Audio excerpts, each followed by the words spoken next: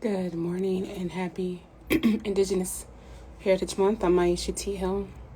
I'm a copper colored skinned woman with black and gray hair, and I'm wearing a black t shirt settled on Southern Paiute land, which is home of the Las Vegas tribe and the Wapapan tribe of the Southern Paiutes, also known as Las Vegas. Really grateful to have the opportunity to go live today. Really excited to have my guests join me, Mira Stern, and just grateful to be here. I'm going to ask if Mary Helen, would you be open to being a moderator for the comments here today? Basically, kind of just getting rid of some folks who shouldn't probably be here. Kind of in the notion of our community agreements. So just kind of waiting if you got some time, Mary. I can get that set up, and then I'll bring Mira on, and we can have the conversation.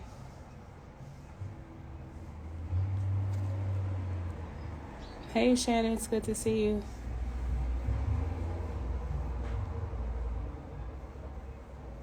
Well, okay, thank you, Mary. Adding you as a moderator, confirm. Thank you. And now I could add, go ahead and add Mary to the for the nature of the conversation. I can imagine that some people will agree with what's being said and some people won't agree with what's being said. And so if you don't agree, that's fine. Just be mindful of your own emotional space. So, hey, Mira, how are you today? I'm doing all I'm right. How are you doing, doing the Maisha? best I can despite all circumstances. Exactly. Precisely. Um, Thank you so much for having me today. I'm really honored to be here and really looking forward to our conversation. Absolutely. Thank you for being here with me. This is the first. You're the first. Yay. And hopefully you'll be back again in this series, a public live series I'm having with some folks who are either Jewish or Palestinian or Black. So this is the first of a series called Co-Conspire Conversations. And so, Mira, can you just tell us about who you are and what you do, and we'll get into our conversation. So, hi, everyone. My name is Mira Stern. She or they pronouns for me. I am many things. I'm a queer, white, Ashkenazi Jew. I am Jewish on every side of my family and deeply, deeply proud to be a Jewish woman. I'm a fourth generation San Franciscan, and I currently live in Oakland with my partner and our baby, our 14-month-old baby. So I'm a new mom as one of my identities. I'm an actor. I am an educator. I do a lot of DEI consulting. Um, my nickname is Martha Jewert. I love to I love to host holidays and create community around food and around tradition. And I am a There it is. Sagittarius. And those are What's your rising sign? No, just kidding. yeah. Oh, Libra, which I don't know much about. My friends educate me, and I still forget Right? um, a lot. Thank you for introducing us to yourself, not us. Thank you for introducing yourself to our audience. So again, y'all, we're going to be talking about Mira's experience as a queer Jewish human being. Mira will be sharing from their perspective. I'll be sharing and listening from mine. We are going to be looking for anti-Semitic comments. And if you're emotionally dysregulated, my invitation is for you to just leave the live. So we don't just have to remove you because that feels like, ugh, we're all adults. And so Right. with that, I kind of want to just open up with um, kind of what part of the Judaism movement are you? I have notes. I'm so proud of myself. Are you a part of, right? So in my notes, I know there's like Orthodox, Ashkenazi, Zionist. There's the Ethiopian. I think it's Haymanot. Mm-hmm. I'm going to say this wrong. I want to say karate, but it's not karate. It's like, it's a K. Karate. Oh, I know who you're talking about. I also don't know how to Okay. pronounce it. So if you're So, watching, my yeah. apologies. And there's conservative. And I'm wondering if conservative is Zionism or is that a separate one? So, So, so many great questions. And I guess before we start, I also want to frame that, of course, I'm speaking for myself and my own experiences today. I am not Palestinian. I'm not Israeli. I am born and raised in the US. So while, of course, I can't speak from people who live there in that land, we all have a right to be involved in this conversation, and we all have, whether you have a direct connection or not, there's a lot of silencing around people, particularly from the Zionist regime, who are like, well, you don't live here, you don't know, and you don't need to live somewhere to know if things are oppressive and harming millions of peoples. That should be a baseline, right? thank you. And we're not going to cover everything today, and by no means do I know everything about the history of Palestine and the occupation. I'm, again, speaking from my experience and going to try. My goal in my anti-Zionist work is to bring as many more folks into the movement as possible and to create room for us to still be very rooted and connected to our Jewish pride and our Jewish tradition and cultures.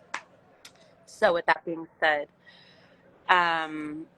Judaism is a religion of which there are many different, like, both ethnicities within it and also kind of sects of Judaism. So, for example, like I said, I'm Ashkenazi, meaning my ancestors for the last 2,000 years are from Eastern Europe, or last 1,500 years.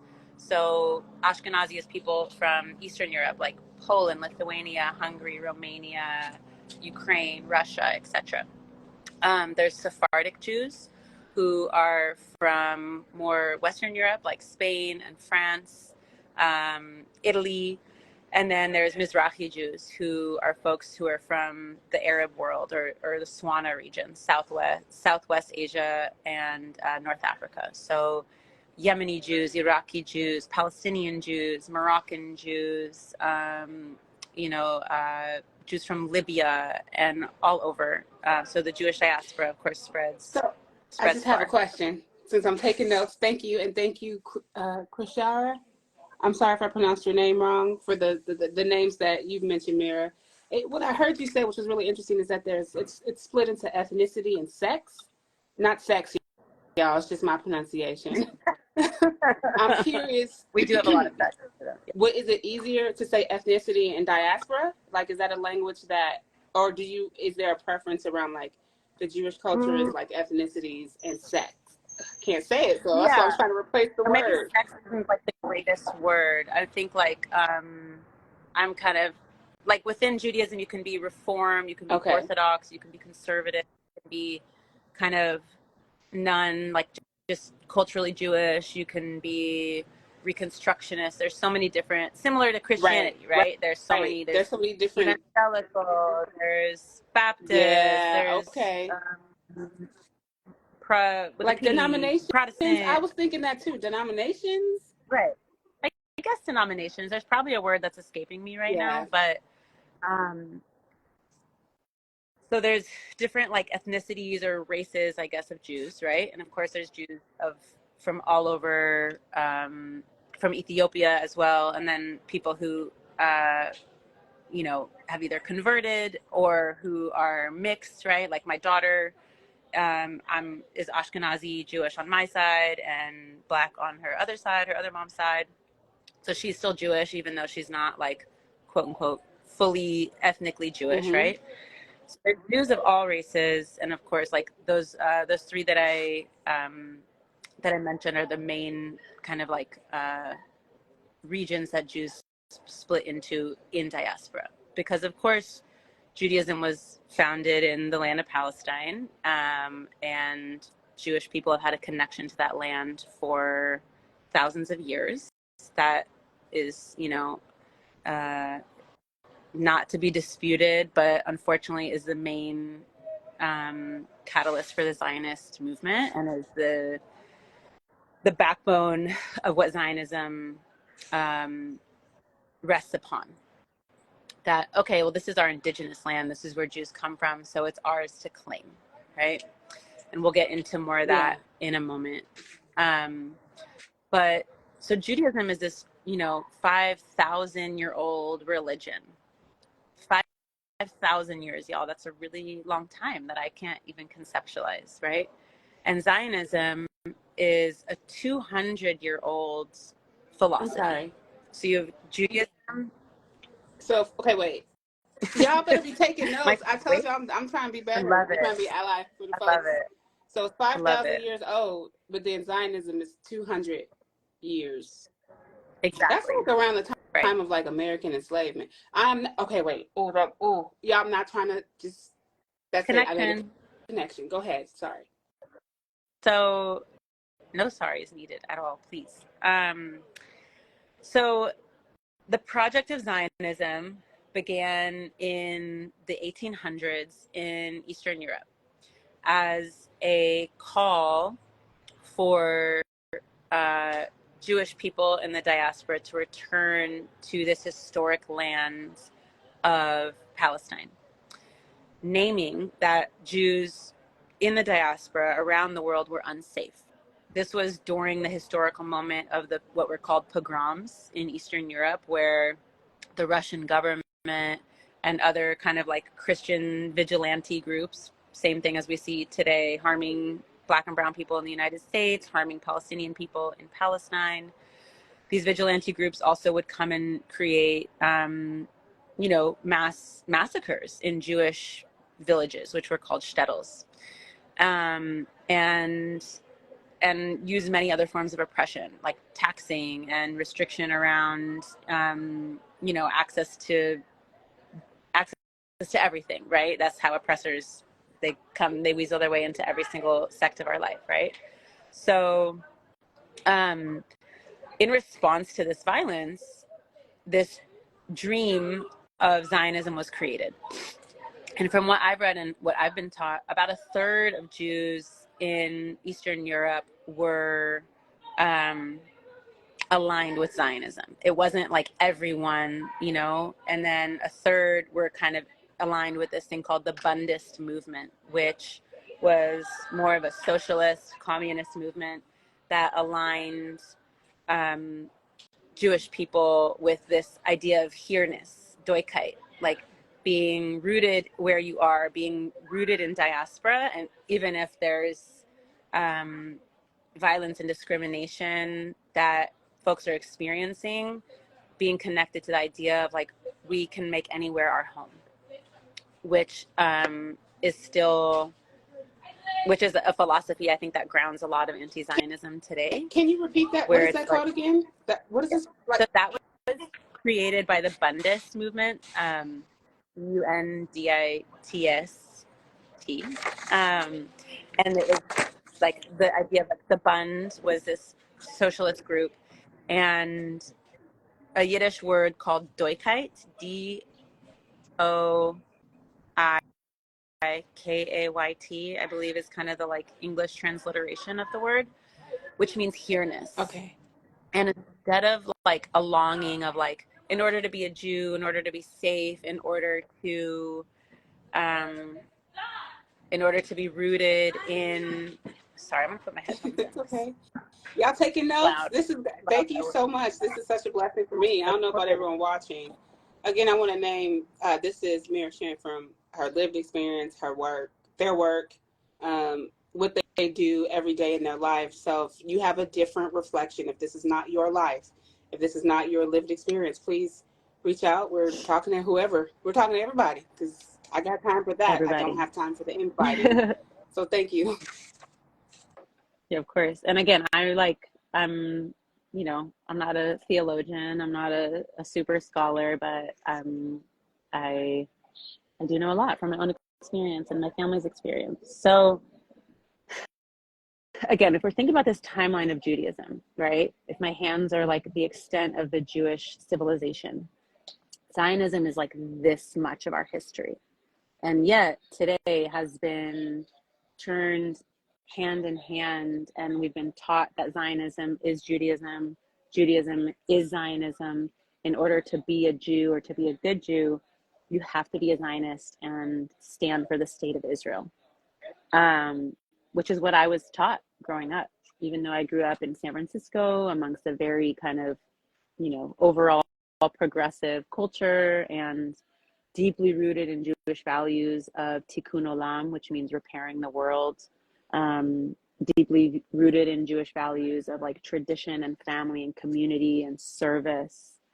We still have been co-opted by this project, which clearly, if you have any conscience and any open heart and have been seeing and hearing what's, of course, been happening in Palestine over the last 75 years, is antithetical to any of those values of interconnectedness, of radical love, of repairing the world, of justice, of safety for anyone. And of course, Palestinians at the forefront.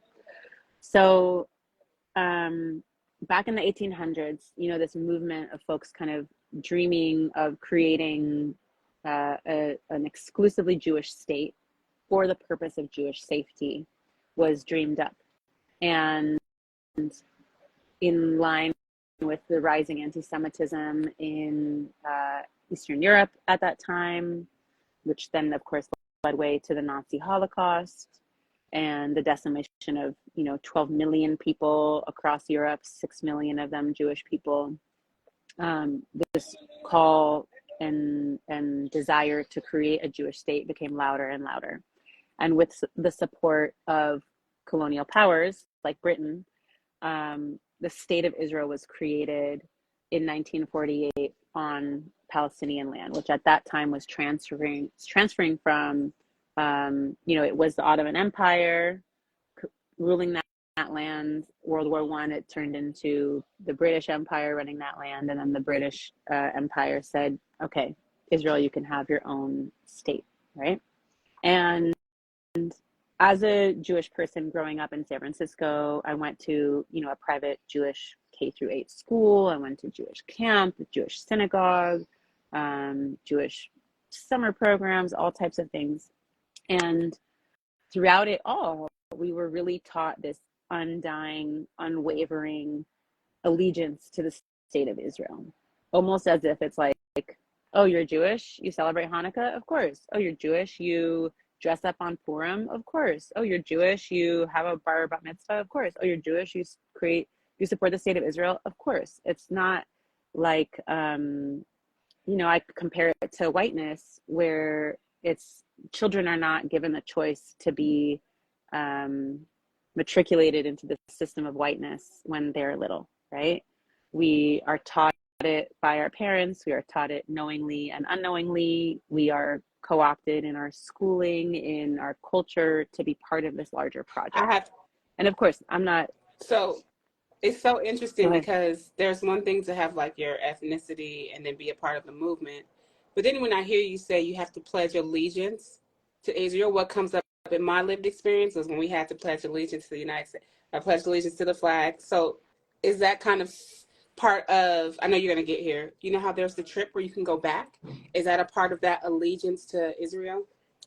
I have so many Definitely questions. I'm sorry. So again, that's why I'm here. This is no apologies. And again, I'm not speaking for all Jewish folks in the United States at all, because there are Jewish folks in the US who grew up not part of any organized Jewish communities, or there's some people who grew up very left and grew up anti-Zionist, but I think for the vast majority of us grew up in an overtly Zionist place, or a liberal Zionist philosophy, right? Which, as we know, there's no such thing, right? There's an attempt at it, but so at my Jewish K-8 school in San Francisco, every Thursday morning we would have assemblies in the gym, and we would sing Hatikva, which is the national anthem of Israel. It means the hope, Hatikva. And similar to the way, thankfully, none of the schools I've worked in make students do this, but similar to the way many schools in the United States, it's just part of the hidden curriculum, right? Part of the hegemony to do the Pledge of Allegiance. It's very similar, right? So we weren't taught Maybe we were, maybe they dictated to us. I don't remember. I was very little, but it just becomes part of the culture Yeah. rather than we're doing this so that we are da da da. And as you know from your work, right, this is the ways that those the thoughts and beliefs and cultures Normalize. become deeply Yeah. ingrained in our That psyches. domestication. I think Right. you're talking and I'm thinking about growing up. See, the blessing of my life is being able to grow up in an all black school from K to 4 and then move into That's white amazing. culture, right? So I was, but what's Mm, interesting, when we were little, this is the memory that just came when you said the national anthem and the pledge, was we did our school song. This is kindergarten through fourth grade. We did the black national anthem first. Then mm, we did the Pledge of Allegiance, and I don't remember the national anthem, right? It wasn't until I moved into predominantly white cultural schools where the pledge was slowly moving out, you know, mm-hmm. but we still had the Right. national anthem. And so it's really interesting. What I just picked up on is with settler colonialism and the reinforcement of ideologies that, Right. yes, it does start in childhood because they had us as little babies memorizing these Yeah. pledges, singing these Yeah. national anthems, and so as it's been reinforced, so like for 18 years, I had a client that I work with who had college age students. So when we brought content to them, a curriculum, oh, my parents aren't bad. And we're like, well, we didn't say your parents are bad. We're trying to explain to you how it's just embedded from Right. 5 years old to like 17. And so Right. everything is clicking for me. And I have something else. I'll wait.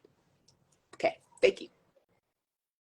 And to that point, I think there's, um, I'm so curious, I would love to hear more now or later about your experience switching from an all black educational space to being in a predominantly white space, which sounds harmful as fuck. Can I swear on here? Is swearing okay? Or okay, great. It's my preferred method of communication. But um, there's of course culture and tradition and commitment that is empowering, that is about life and liberation. And then there's commitment to certain cultures that are about nationalism, exclusivity, segregation, domination, superiority. And I saw someone's comment here earlier around like, did they even teach us about Palestinians? Like, I can't remember as a child even hearing the word Palestine. Maybe 3 times throughout my schooling. Again, from my K through 8, like Yeah. private Jewish school, where That's it's just, This is just a conversation. Sorry. No, not sorry. That's so sorry. I just want everyone who's watching to know that I'm saying sorry as a trauma response hmm,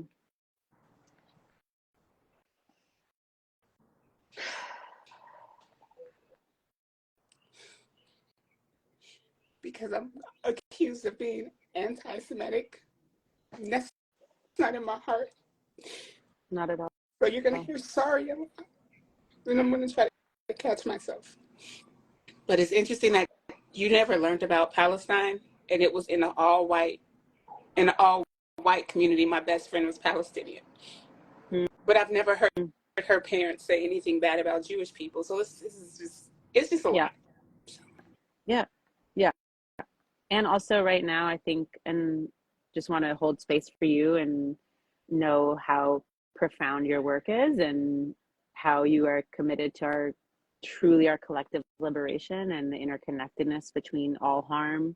And when we spoke the other day, this invitation for all of us to slow down, to be in tune with our lived experience, our feelings, and rooted in the notion that we're not, this isn't us versus them, this isn't like right, wrong. We're committed to what liberation and justice and healing looks like for everyone. And I know you wouldn't have me here and to speak about this if you were an anti-Semite. I mean, maybe, but I know you're not. And just to apologize again of like the impact that a lot of Jewish people can have on all people, but I think particularly the harm that happens on Black and brown folks who have been consistent in the U.S.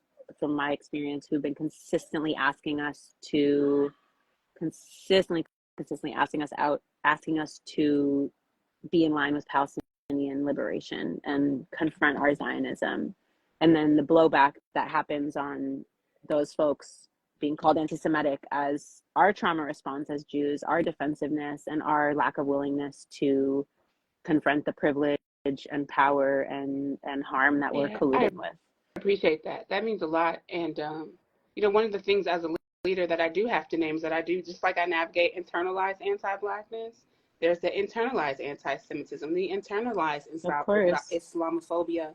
And I think Of course. is that it's internal, and if it's external, it's not intentional. It has impact. So, you apologize for that. But I really feel like we have to start taking ownership of all of our collective internalized stuff so that when it happens, when the words are spoken, I no longer feel shamed, but it's just grief because, we're Yeah. all doing the best we can. So I appreciate you naming that apology Yeah. and how it lands. And, there's a new post going around by a Jewish woman with a doctor in front of her name that's incredibly harmful, where she's essentially like, I'm going to post about it here shortly and I'll probably cry again because it's like, how can you say, Black people, we love you. Black people, this, we've always had your back. And then she turns it around and it's like, well, now you don't have ours and we see you. And I'm kind of like, I that's saw that this that kind of morning. manipulation. And I got to be honest, like, I don't have judgment for this person because like you just said, you're reacting out of fear. And it doesn't mean I Yeah. don't love you any less, but you do need to be someone in your culture, not me. It's not, it needs to call you forward so you can heal that wound because that's something I Yeah. can't help with because you've already shown me you have a bias. And it's just like, Yeah. none of this is helping the conversation move forward. The oppressor wants Right. us to Right. continue to oppress each other. Yeah. Deeply. Anyway, I just threw this off, but Deeply. yeah. And I think that's so many, I'm like, all the paths of what I want to say in my brain are lighting up. I'm like, where do I go? I think that's so part of, you know, the response happening right now in the Jewish community is that there's a lot of fear. There's a lot of folks' ancestral trauma, whether that's their parents or the great great great parents. We don't know their stories. That's in our blood and in our DNA and in our spirits. Um, there's a lot of trauma response happening, and I'm in a space in my spiritual journey and in my journey as an activist and organizer and educator where I'm really really trying hard to hold space for everything. And I think it can be compelling and challenging and easier to live in the binary and to live in the right wrong yes no black white world. um and I don't, for me where I'm at, I don't think that that's the way forward. I lived there for a really long time, and even after, and I'll share more about my journey later, but like after I moved from being a Zionist, someone who loved and felt deep connection with the state of Israel, who saw myself as belonging there, as having ownership over that place because I was a Jewish person, to now being, you know, a staunch, proud, dedicated, devoted anti-Zionist. Um, I went through a phase of really hating my people, of really hating Jews and hating Israelis, similar to my journey as a white person, which is very normal. You know, if you know any racial scholarship, right, there's like a journey of racial identity development for white people. I went from I'm different, I'm better than all the other white people because I get it and blah blah blah, right, to like I hate everyone and I'm better, you know, to now knowing one of the people, I think one of the white, I don't remember who really planted the seed, but many people have planted the seed of like, if I really cared about ending white supremacy and I really cared about organizing white people, I had to love white people as a white person. I had to really, really love my fellow people, right? And no one wants to hear that.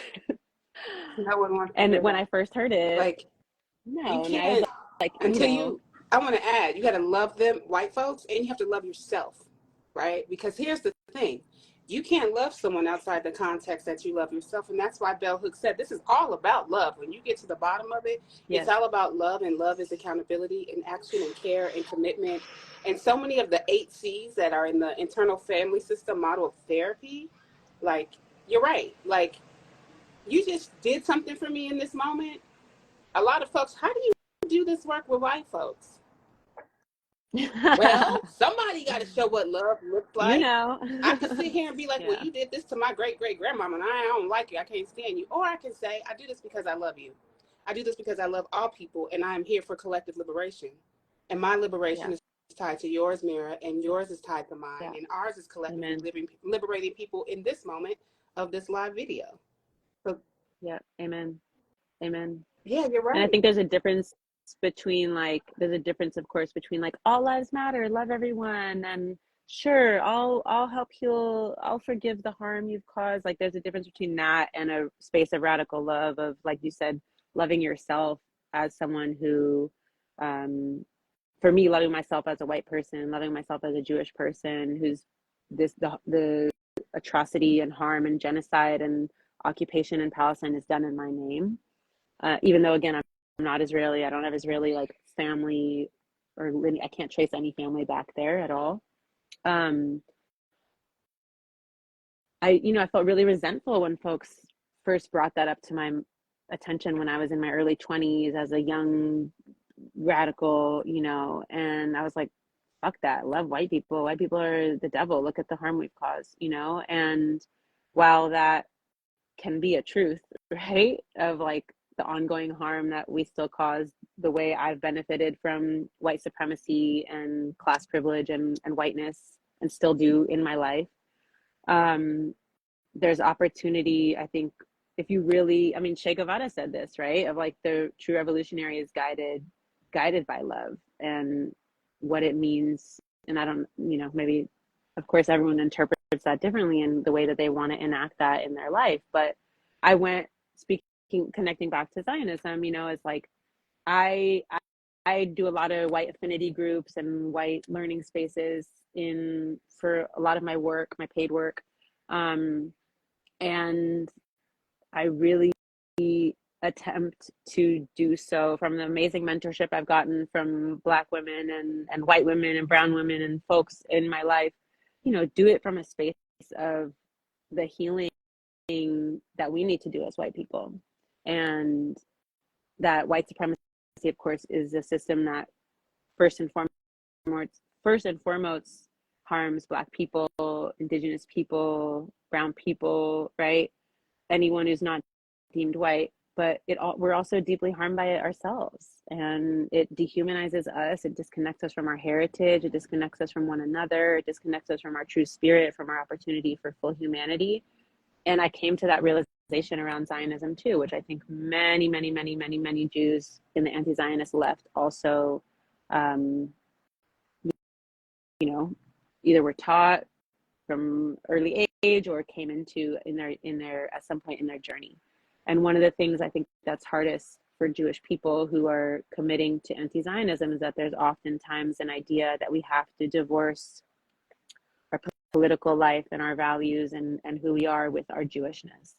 And that is where it's different from whiteness, because of course whiteness is a harmful construct that I want to completely obliterate. I don't think there's going to be a healthy version of whiteness one day. But for Jews, it's like we have such a legacy and heritage and home to be rooted in, and to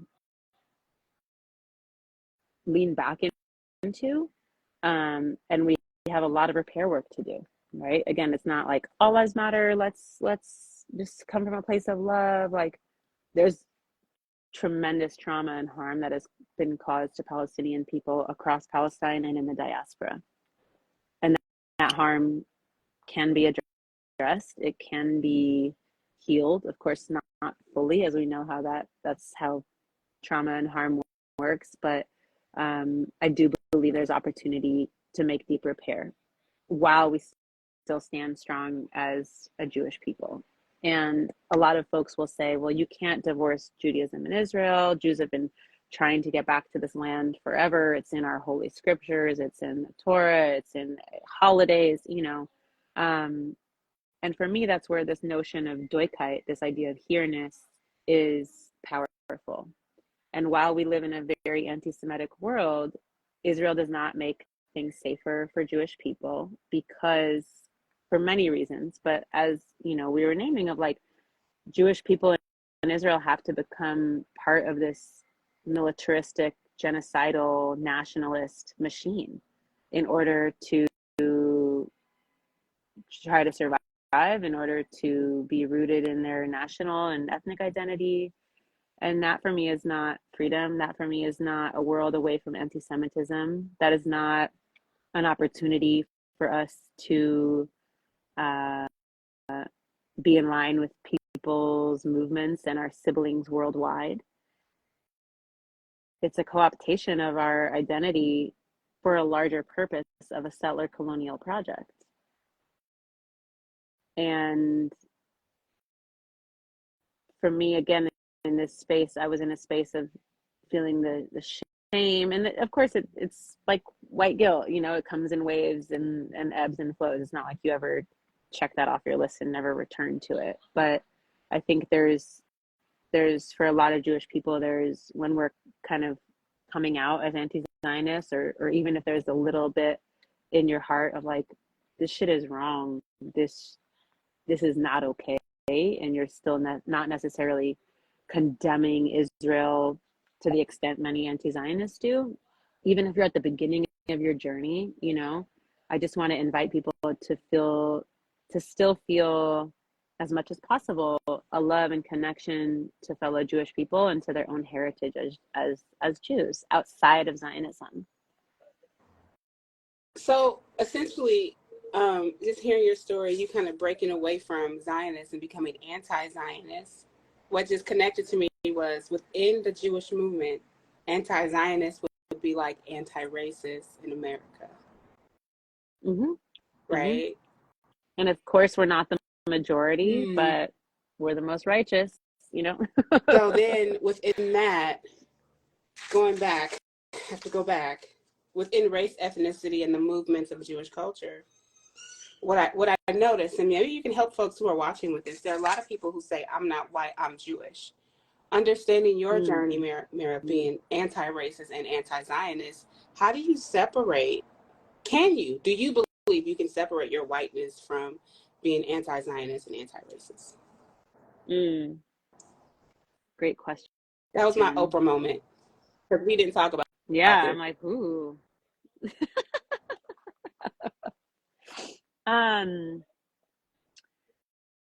My own racial identity development as a white person is what planted the seeds for me to become an anti-Zionist and understand anti-Zionism. So I don't think I can separate the two. And for me, I think in so much of the teaching and wanting to draw more Jewish people and all people into an anti-Zionist movement, I believe that folks have to have some sort of racial identity awareness and politics to begin to understand the connections. So again, like I grew up in a liberal social justice family and world, but not necessarily naming race, naming class, naming colonialism. I had an amazing teacher, Lizette Ortega, at the high school I went to, who taught us Howard Zinn and taught us, history from the people's perspective, and really started to connect dots for me, which then started to get deeper and deeper and louder in college, taking classes from amazing diversity of teachers and really, but being taught by my peers at UC Santa Cruz, mainly queer, Black and brown people, who were able to push, as I was like starting to understand my rootingness in my whiteness and my racial identity, being able to, like a lot of progressives in the US, or so-called progressives, there's a phrase with PEP, progressive except for Palestine. where there's a lot of us white Jewish people, like you named, in your community, who are still having a very hard time understanding that Zionism is a form of white supremacy and racism. And so, of course, not all Jewish people are white, right? As we named in the beginning. And thank you, naming that in the chat. For me, again, my identity development was, I could no longer understand white supremacy, settler colonialism, and power and militarism here in the US without also seeing the connections in Palestine. And I denied it. I tried to deny it. I made excuses for it because it's a painful process, losing a part of your identity. And it's a painful process to have, and again, I'm not saying this like it's more painful than anything else. It's not a competition. I'm just speaking about that experience of like when you have, what do they say, the wool taken off your eyes, right? It's an opportunity. We have to grieve. We have to be present with our emotional experience if we want things to A, last, and B, be authentic to, again, the humanity that connects us all. And so for me, as a white Jewish person who, and like you said, not, the folks who say Jews aren't white, of course, there's Black and brown Jews from all over the world. And then there's Ashkenazi Jews. Most Ashkenazi Jews and Sephardi Jews are, have now matriculated into whiteness in the US. And people like, there's people like my parents' generation who would say Jews aren't white, because we've experienced harm here and we've experienced discrimination. And of course, that's very true, right? I mean, my grandfather became a rabbi because he wasn't allowed to go to law school. He really wanted to be a lawyer, but Jews weren't allowed in law schools. So he chose to Mira, become a rabbi do you instead. mind if I pause you for just And one moment? Okay, everyone who's yeah. watching, a couple reminders. One, Mira sharing from their lived experience and is offering us their own knowledge. So if you're someone who's Jewish, Israeli, Palestinian, and you want to share from your lived experience, happy to have a conversation with you. One. Two, if you have ideas around, so there's a comment here. If you have an idea around where something is from and if something is colonial or settler project, I'm going to ask you hold that for right now. And just hold that, write it down on a piece of paper, because one of the things I know is that when you hear conflicting information and you have one side, you want to be defensive. And my goal is to, like, you can have that truth, but just hold it, right? Just try to hold it, because I am not someone who wants to throw people away because you have a different belief. Hold on to your truth Right. as long as you can, and let us finish the conversation and we'll come back to it. All right, Mira. Right.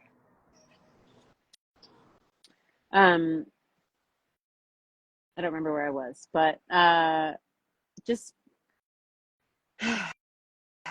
I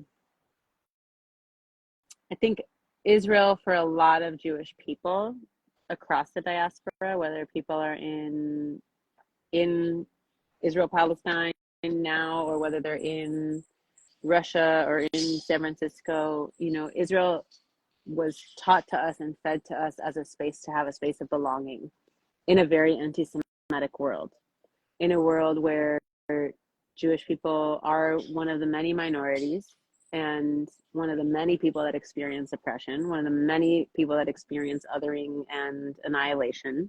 We are not exceptional on that. And that exceptionalism, I think, feeds so much of the rationale for why we need a state, why we need an exclusive Jewish state. But of course, anti-Semitism is a very real reality. And so, again, like sparking the movement to create a Jewish place of safety connected to people's ancestral homes that were 2,000 plus years ago, maybe in theory isn't a horrendous idea, but when it's executed on top of other people's homes and executed on top of other people's lives and communities, and mass death, mass displacement, and mass oppression is what your Jewish safety project needs to survive and needs to exist to even be started, let alone survive 70 years in, but to be founded on that. That's not Jewish safety. I can't have safety if my wellness is dependent on dehumanizing other people. I can't have freedom if that freedom is required to mass incarcerate, murder, humiliate, deny water to my siblings, my human family. My midwife uses that phrase. We're part of a human family. And every time a baby's born, she's like, we're welcoming another member in our human family. And I love that phrase. I love her so much. But I really love that phrase as like a reminder of how connected we are, right? And that's that piece around collective liberation. It's like no one is free until we all are. And Jewish people, by upholding an ethno state that is inherently exclusive and inherently harmful and genocidal, that is not wellness for us.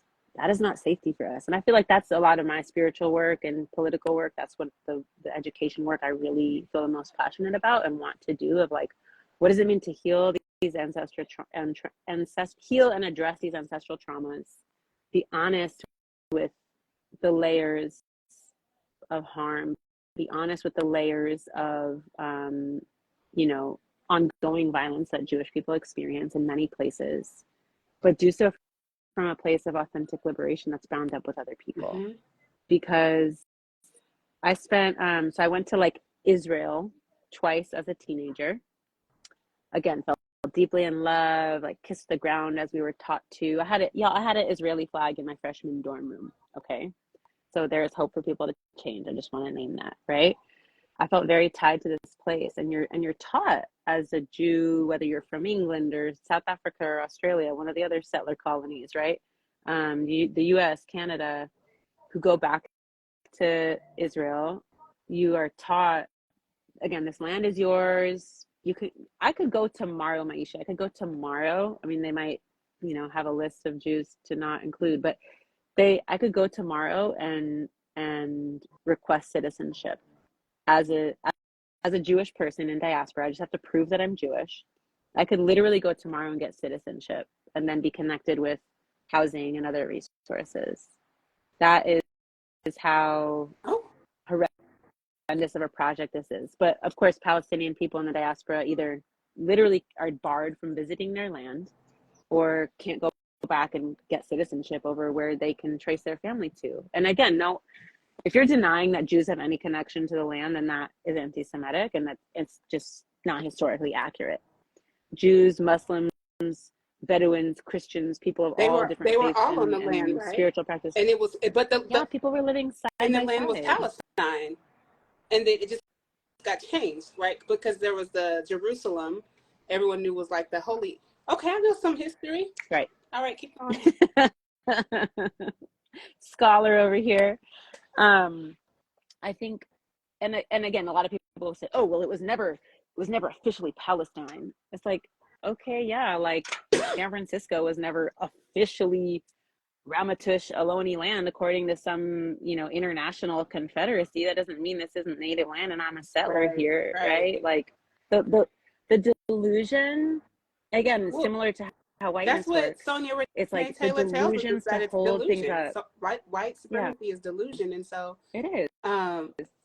Because you have to be in such spiritual and historical and emotional and literal awareness denial to be like,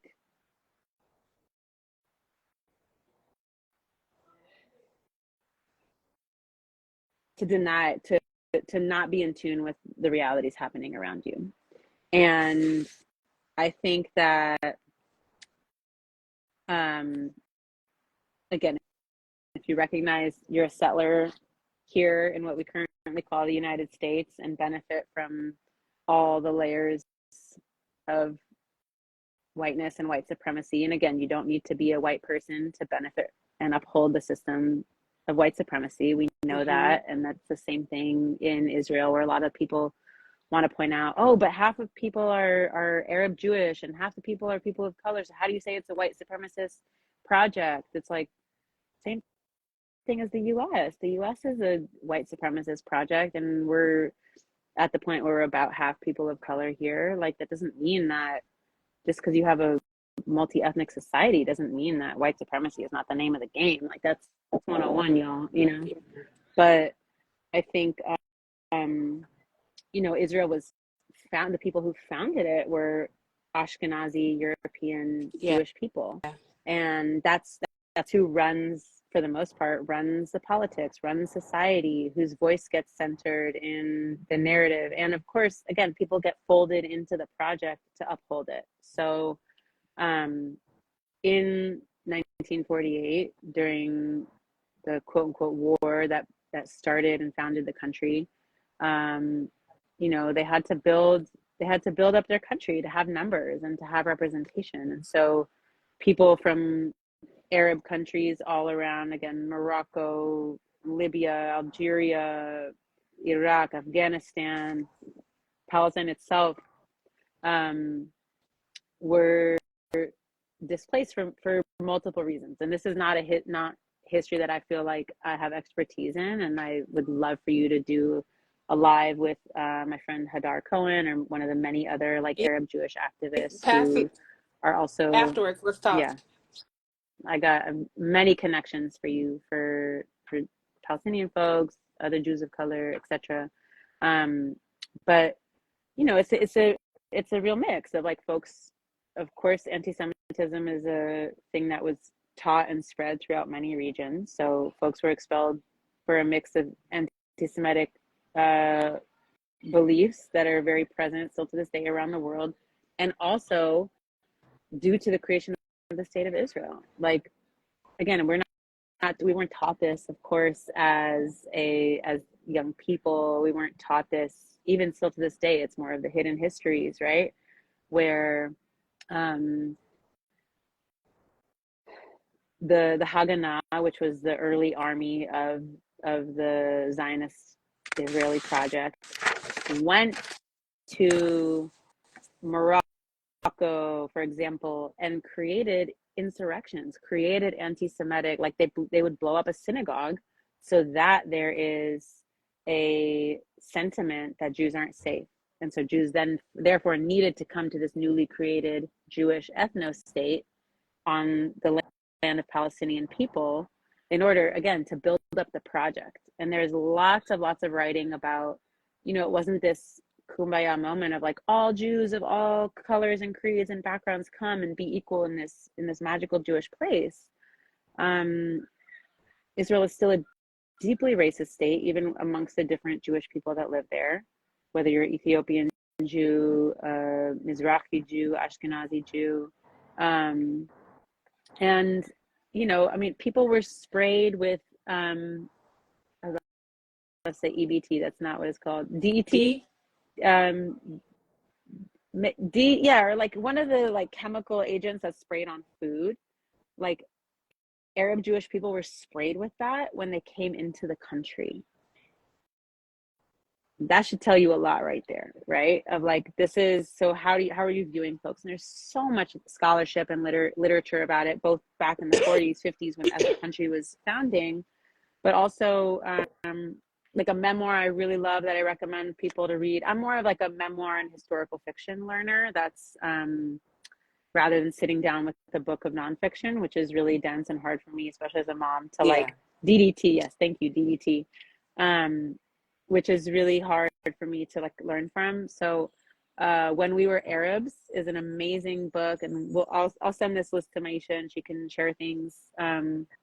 But When We Were Arabs by Masoud Hayoun, he writes about his family's experience, I believe, in Egypt and Libya and Morocco, I believe, of being Jewish people in those places, and then the diasporas that happen, and the intense racism that is fundamental to the Zionist project, right? So Israel needed to populate this land in order to have at least a mass of people to defend its existence, right? And we weren't taught any of this growing up, and again, this is my experience. and which speaks to, I think, for many Jews, not all Jews, right? Right, because you, Um, again, for those of you who just got on, you grew up a Zionist Jew, if that's my understanding. Okay. yeah, yeah. And again, I wasn't taught, like, there's people who grew up more conservative and more right wing than me, who grew up very like, go to Israel, do this, Israel's yours. Da, da, da. We were taught in a more kind of the hidden curriculum, the more liberal whitewashing way of doing things. But I saw someone's comment earlier around just like, I love all the suggestions and resources people are putting in the chat. Yes, Ella Shoha, and someone just said some podcast today. I need to listen to that in a screenshot right now so I can make sure I listen to that later. But someone's comment earlier around, do you think it was intentional that we weren't taught those things? It's like, of course, that's how white supremacy works here in the United Yeah. States. It took me till junior year of high school to hear. I mean, there was some left-wing perspectives in elementary. I'll grant some of my teachers that, but it took me till junior year to really understand, like, oh, this is very strategic and this is a system. It wasn't just, oh, one or two massacres here and there of Yeah. Native people. It's like, no, this was a system to erase people. And it wasn't just like slavery was kind of bad and it was a really bad thing. It's like, no, anti-blackness is the core of this country and is what everyone is taught and what still upholds this empire here. So I want to name that. I think a lot of Jews I see right now, a lot of people are in my DMs and comments, and my DMs are open. Again, I'm a mom and I work full time and I have like 90 jobs. I always respond immediately, but I do always want to be a resource for Jewish people who are holding the grief of letting Zionism go and letting attachment to this project go, very much as like being a resource to other white people on our collective anti-racism journeys. So it's an invitation for folks to message me. But I think what was I going to say?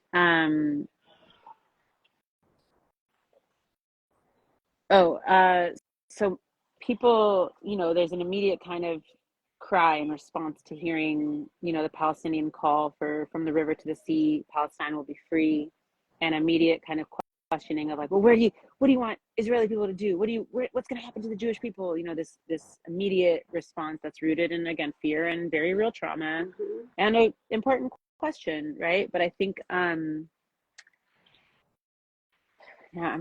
just like forgetting all my thoughts, but there's opportunity for us to live in healed ways, and that, I'm not saying that's easy. I'm not saying that that's going to be something something simple, but very much in the way of when people are like, do you just not want Israel to exist? I'm like, no, but I also don't want any settler colony to exist. I don't want Canada and the US and South Africa and Australia and New Zealand. Those are all settler colonies run by predominantly white and European people on other people's lands. And I mean, no nation should exist, right? Like, nations are inherently exclusive and inherently warful and problematic in many ways, obviously on a spectrum. But settler colonies especially, it's like, my work is also for the dismantling of this empire, because within this current construct, people, we can't reform our way out of anti-blackness. We can't reform our way out of settler colonialism. We can't reform our way out of the deep hatred that exists, within white supremacy in this country and domination. And so I think a lot of Jewish people have a reaction of like, they're just coming for us. They just want the Jewish state to not exist. And I think if you're someone who's tied to liberation movements, if you're tied to liberation movements worldwide and you are connected to wanting to undo all systems of oppression, from patriarchy to heterosexism to transphobia to and adultism, you know, I mean, all the ways in which we oppress others, like you're going to want an end to these systems, right? You're going to want an end to the countries and nations and schools and systems and whatever place is upholding them. And so, kind of all over the place, but you know, this No, it's call okay. for this, I want to say one last thing, and then I know you have like other questions and things, but I think the idea of from the river to the sea, Palestine will be free is, you know, a phrase created by Palestinian people of that their land has been increasingly stolen and encroached on for 75 years now. And still to this day, if you're active on Instagram and the internet, you're going to be see that not only, of course, is there this horrendous genocide happening in Gaza, and settlers are taking this as an opportunity to also displace people in the West Bank. It's an ongoing project. It doesn't have an end date until Zionism crumbles, right? And so I believe, of course, there's a huge range within the Palestinian community of what should happen and what people want to happen, just like there's a range within the Black community or queer community or within women of what liberation looks like, right? And I'm not speaking on behalf of Palestinian people at all, but sharing what I've heard from many friends and comrades in the movement is like, just because the oppressor wants to annihilate all Palestinians off the land of Palestine doesn't mean that Palestinians want to annihilate Jews off the land of Palestine.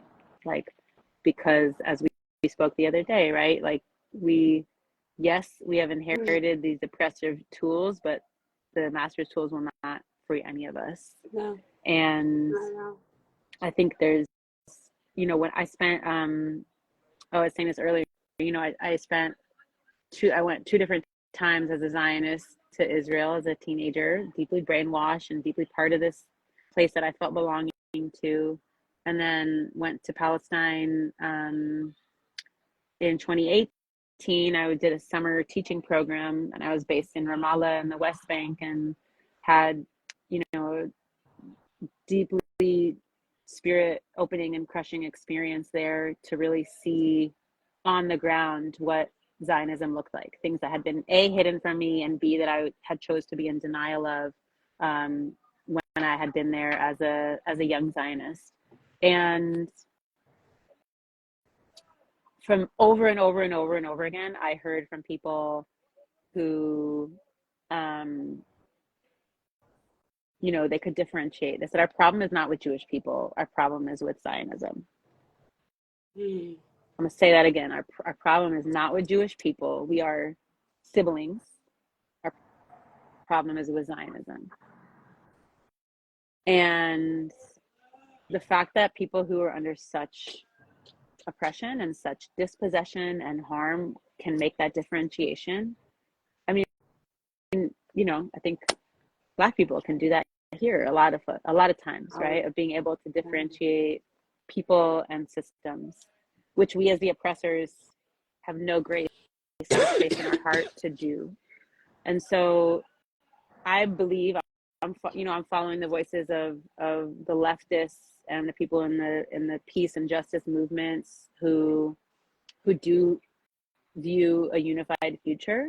That again is not some kumbaya shit of like, okay, we can all just share the land and get along now and erase history and erase, you know, the harm that's happened. Like no. But I do believe that there's opportunity for people to share, for people to live in connection, and for there to be rebalance that is oriented towards the heart and oriented towards spirit.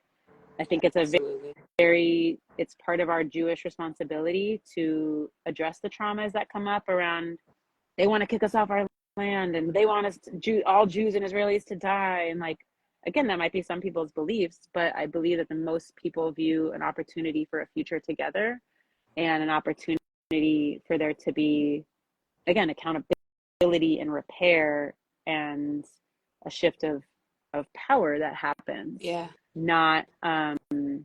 Not just, you know, erase and restart. Absolutely. I'm just writing this down. So, Mira, obviously I'm going to have to meet with you again So I'll have to connect because there's so much you offer. So much value came out of this Thank conversation you. today. So I want to Thank thank you you. for your time together.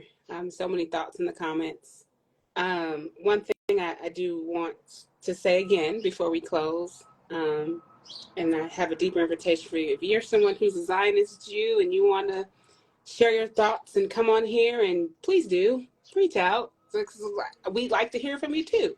We also want to hear from Palestinian, Arabs, Jews of color, the whole gambit. Because in this conversation, guess who's not the expert?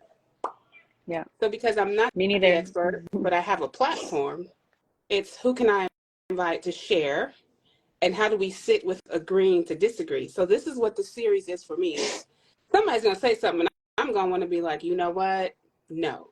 But how? The only place for me to get to accountability and repair is for me to allow someone to say the thing and like check my own biases as they come up in real time. That's just my thought on it, my perspective. But Mira, where can everybody find you online or learn more about you and what you're doing in the community?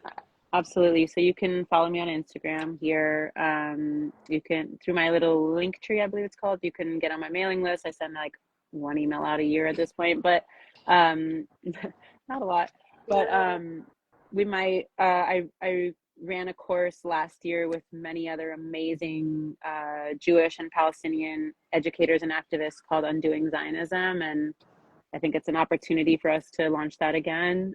So you can, again, follow me on Instagram or get on my mailing list to kind of hear when that happens.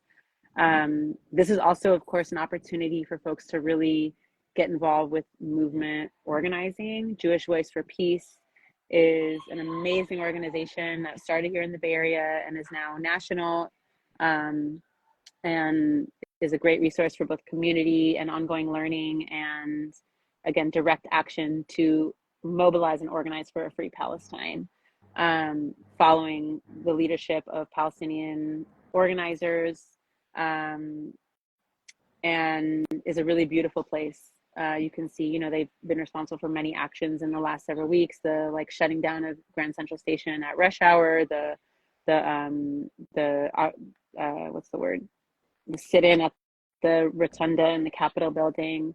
And again, I just kind of want to end with a reminder that standing for anti-Zionist politics and standing for a free Palestine is one of the most Jewish things you can actually do.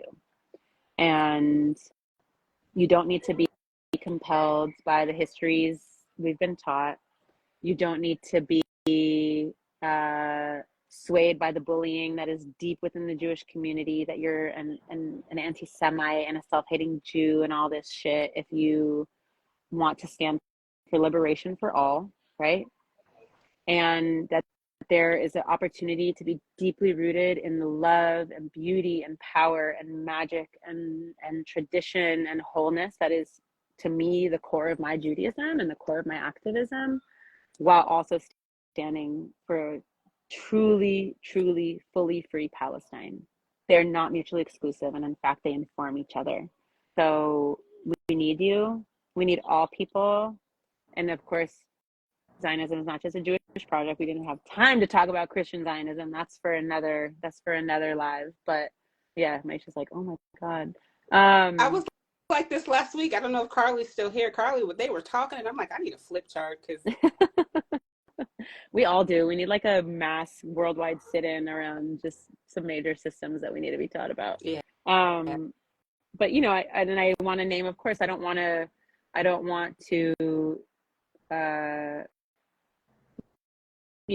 ending Zionism is not just Jewish people's responsibility. I don't want that to feed into further anti-Semitism, right? Because it's a larger political agenda for nation states such as the U.S. and European nations, and it's a huge. The Christian Zionism thing is a whole thing. Again, we're ending. So Google that. There's Jewitches has really great content on that on Instagram if you want to check that out. But it's in our blood to fight for justice. It's in our lineage, in our people's values to fight for true freedom and wellness and joy and justice for everyone. And I really hope that people can feel strongly rooted in their Jewishness and strongly rooted in their politics for anti-racist, anti-Zionist futures. Thank you, Mira. That was beautiful. For those of you who are watching, this live will be saved on the platform. We'll be tagging there. And hopefully you'll have that course for many of us to take.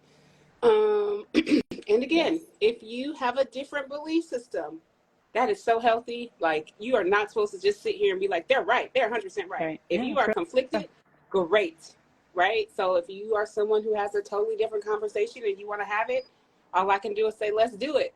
I'm just here to relearn, unlearn, and just stand up for collective liberation. Amen. Doesn't mean that I have to have a codependent relationship with you and believe what you believe and all that crap. So let's continue our work. Thank you again, Mira. And y'all, thank you. See y'all later. Thank you for your work. Absolutely. Thank you for your voice. Thank you for consistently sharing your platform to build a healed and just future. Thank you. Thank you. You're welcome. Thank you. Thank you for your work in this world, Maisha. Thank you. It means a lot. All right. Bye, everyone. Peace, y'all.